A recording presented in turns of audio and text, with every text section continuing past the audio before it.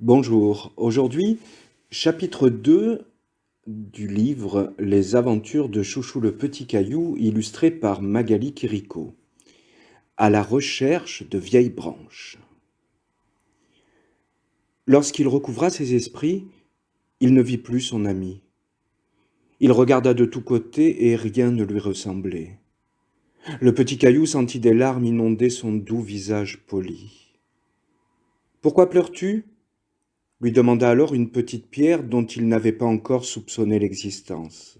« Je pleure parce que mon ami le bout de bois est tombé de la cascade et a dû se noyer. »« Ne t'en fais pas, lui dit-elle.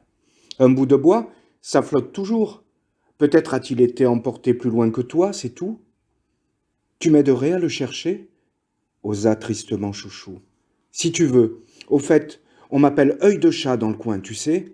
Alors ne te fais pas de soucis, on va le retrouver, ton ami. »« Je le souhaite de tout mon cœur, » dit le petit caillou, séchant ses larmes.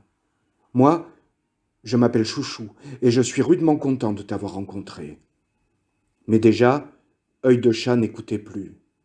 Il pénétra dans la lisière du bois et siffla comme un petit oiseau. Aussitôt, deux de ses amis apparurent.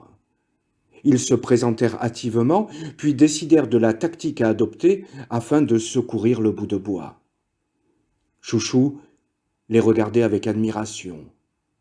Enjambant un amas de vieilles roches assoupies, Perle de Caverne partit sur la rive gauche, tandis que Pied d'Alouette s'en allait sur la droite. Chouchou, quant à lui, suivit Œil de Chat sur un petit radeau de fortune fait de feuilles encore vertes et résistantes, ainsi que de petites brindilles. Une belle feuille de chêne, accrochée à une petite branche de tilleul, servait même de voile. Les deux mousses soufflaient aussi fort qu'ils pouvaient, et leur embarcation se faufila entre les grosses pierres. « Attention !»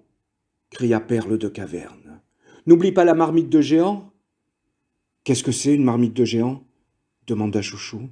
« C'est une cavité profonde creusée dans le lit de la rivière, » lui répondit son ami. « Et celle-ci est très dangereuse.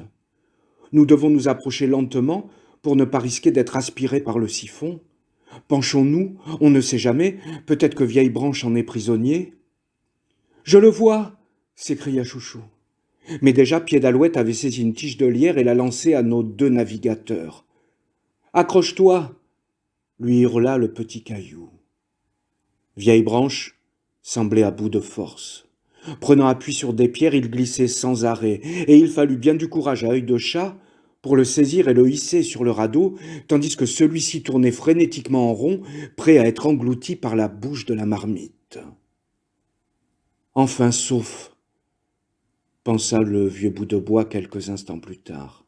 « Quelle journée, mes enfants !» Mais à peine put-il respirer que Chouchou lui sauta dans les bras, tout heureux d'avoir retrouvé son protecteur et ami. Alors, afin de se remettre de leurs émotions, les 5 nouveaux compères s'installèrent sur la rive. Ils y firent un feu de bois à l'abri du torrent capricieux et s'endormirent la tête dans les étoiles, bien contents de dire au revoir à cette journée épuisante.